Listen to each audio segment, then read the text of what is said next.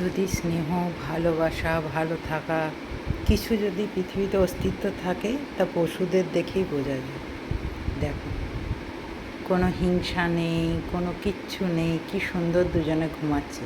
আমরা পারি না, মানুষ পারে না। মানুষ যেগুলো পারে না এরা পারে।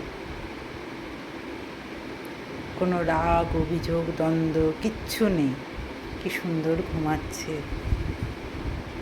মনে হয় এক সময় স্বর্গটা বোধহয় নেমে এসেছে আমার ঘরেই। সত্যি, এদের দেখলে মনে হয় আমি স্বর্গে আছি। এত ভালোবাসা দিতে পারে চিন্তার বাইরে। সবাইকে সবাইকে দেয়।